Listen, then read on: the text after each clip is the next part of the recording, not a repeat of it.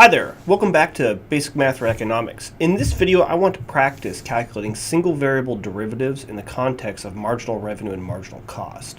So let's actually jump right into our screen here. So what I have set up right here is an inverse demand function of 125 minus q and a total cost function of 10 plus 5q plus 2q squared. So we need to figure out how a monopolist in this context would optimize or select their equilibrium quantity. In order to do that, we need to figure out both of our marginal revenue and our marginal cost, and we need to set them equal to one another. So I have marginal revenue equals marginal cost. Well, remember from our discussion about single variable derivatives, or just derivatives in general, that whenever we're talking about a marginal, we're going to need some kind of first derivative of these functions. Specifically, we're going to need the derivatives of the total revenue and the total cost functions to get marginal revenue and marginal cost. But the neat thing is, with all the information I've provided, we can calculate all of these things. So let's go ahead and calculate our total revenue first, because I didn't provide that. Well, we know that our total revenue is just our price times our quantity. And I can actually substitute that in. I can substitute in this inverse demand function of 125 minus q in for my price. So that's 125 minus q, and then the whole thing needs to be multiplied by the quantity. So from there, and to make this easy, I can just distribute that through, which is just 125q minus q squared. And that's all I need. From here, I can take a derivative of this function. I can get my marginal revenue, which is just the derivative of my total revenue with respect to my quantity. And from this first term, 125 minus 125q, well, that's 125q to the first power. I just multiply the 125 by 1, and I get 125. I decrease my exponent of q by 1, so it's q to the 0 power, so it just disappears. That's my first term. Then my second term. Again, I take the 2, bring it out to the front. So 2 times 1 is 1. Give me a 2 right there. Then I take the q, decrease the exponent by 1. So q to the 2 minus 1 power, or q to the 1 power, or just q. And there we go. There's my marginal revenue function. I can do the same thing to figure out marginal cost. The good news is it's much easier because I already have a total cost function. So marginal cost, all right, starting from here, I have my 10. That's a constant. The derivative of a constant is 0, so I can just delete it. Then I have my 5q, and again, this is q to the first power. So I bring it out front. 1 times 5 is 5. And then q to the 1 minus 1th power, or q to the 0th power. The q itself just disappears. And then I have my last term. I have 2 squared. So 2 times 2 is 4.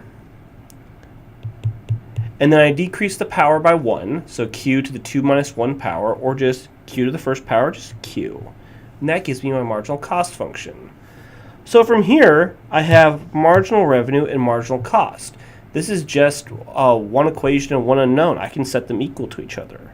I have 125 minus 2q equals 5 plus 4q. Well, all right, let's just do some algebra. Let's subtract 5 from both sides and add 2q to both sides. That's going to give me 120 there, equals 6q.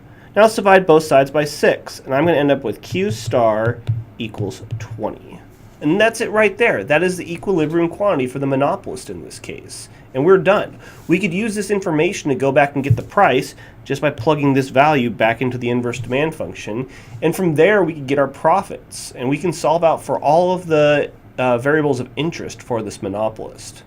What's neat about this technique, though, is that we don't even actually need numbers to do it.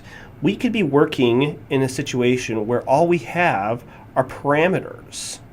So let's do another one. This time I have an inverse demand function of a minus bq, and I have a total cost function of cq. So a and b and c in this case, they're just positive numbers. You know, you can think of them, they could be 3, they could be anything. But by solving functions in this form, it's going to allow us to get much more general results. We can calculate these things called static effects, which tell us how our equilibrium results change if we change any of our parameters. For instance, we could say that A increases, and that would be equivalent to shifting our inverse demand curve. Or B changes, the slope changes, consumers become more or less elastic. And C would just kind of be a constant for our marginal cost, as you'll see in a moment. But we follow the same steps. Again, we're interested in marginal revenue equals marginal cost. So going through the same thing. Again, I need to get my total revenue function, which is just price times quantity, which again I can substitute in for my price. I get A minus BQ times Q, and I can distribute that out and get AQ minus BQ squared. From there, I can calculate my derivative, get my marginal revenue function. So A times Q. A is just a number. Q is raised to the first power. Bring out the 1 in front. 1 times A is just A. Decrease my exponent of my Q by 1. Q to the 1 minus 1 power, Q to the 0th power, it disappears. It's just equal to 1. So now my second term, minus, so 2 times B, all right, 2B, Q to the 2 minus 1 power, Q to the first power, or just Q. That's it. We're already done with our marginal revenue. Notice I just treat A and B as if they were just numbers, and I can solve all of this out. So let's do marginal cost. So again, this is just CQ to the first power. I multiply the 1 by the C. I get C. Then I decrease my exponent of my Q by 1. So Q to the 1 minus 1 power, or Q to the 0 power, the Q disappears. So in this case, my marginal cost is just C. This is a commonly used function in economics. It's a constant marginal cost. It makes analysis really simple.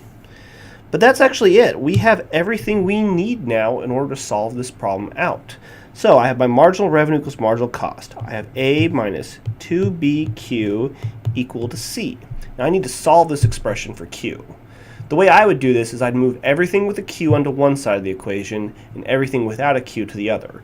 So let's add 2BQ to both sides and subtract C from both sides.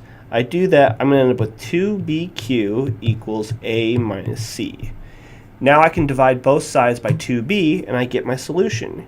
Q star equals A minus C over 2b. And that right there is a very well-known quantity. That's what we call the monopolist quantity. But as you can see, I can now see how the monopolist quantity will change if for some reason I increased A. I shift the demand curve. We'll see that this will go up.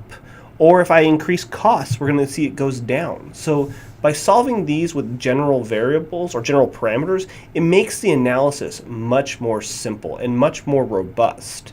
And we'll do a lot of those throughout this program. Anyways, that's all for derivatives of a single variable, and thanks for watching.